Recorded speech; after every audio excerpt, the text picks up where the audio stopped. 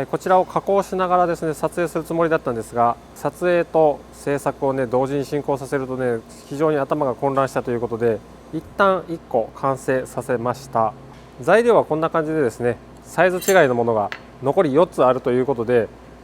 こちらを今から加工していきます。はい、一番小さいものを加工しましたので、一番でかいのが残っております。はい、やっていきたいと思います。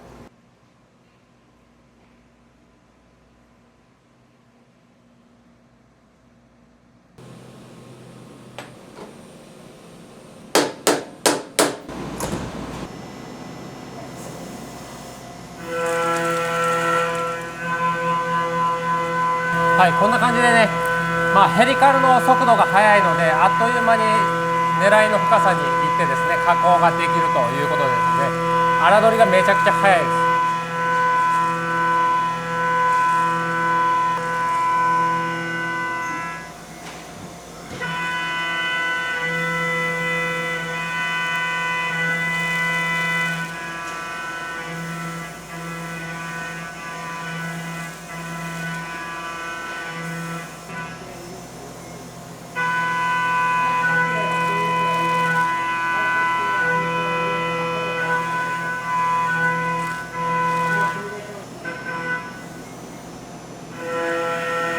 はい、こんな感じで20ミリ切り込んで、20ミリを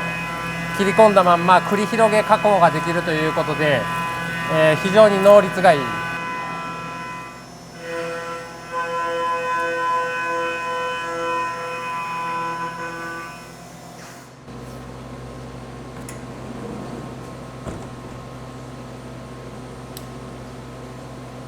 ご覧の通りね、結構大きく、サイズはね結構大きくなってきたんですが、それでも、大した時間をかけることもなく粗加工が終わったと。真ん中ないですからねこれね。はい、はい、じゃあね仕上げていきたいと思います。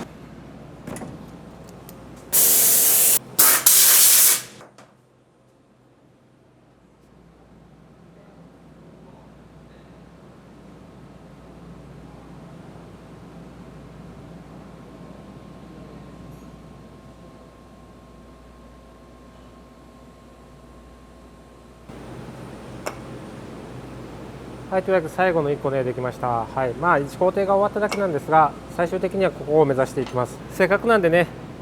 どれぐらい軽くなったのかちょっと測っていきたいと思います。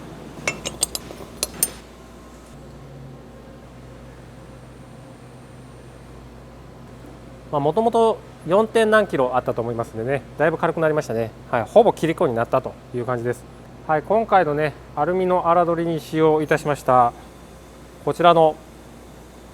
岩田ツールのヘリカル専用エンドミルですが、ヘリカルじゃないところでもガンガン使ってみましたという動画になります。特徴的な底場のね逃がし方によって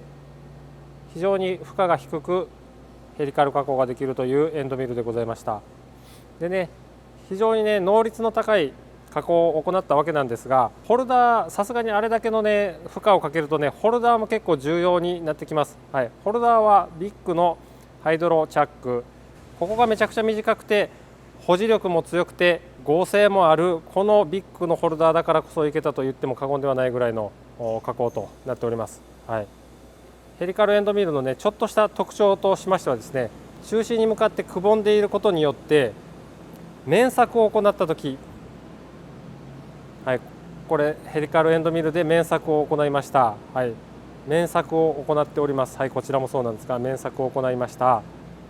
面索を行った時に中心場が素材から離れていて、かつ切削速度が高い外周の部分だけで切削を行うので、切削速度的にかなり有利なので、かなり綺麗に、平面加工が仕上がるという特徴がねどうもあるっぽい。クーラントがセンターから出てこんな感じでね面で塞がっていると、中心から外側にクーラントが吹っ飛ぶことによって切り子もね効率的にはけさせてくれるということで、穴開け専用という割には結構汎用的に使えるエンドミルと、言えるんじゃないでしょうか。まだ開発途中で、しかもこいつはね最新バージョンからちょっと古いモデルになっておりますので、今後のね進化にね期待したいなと思います。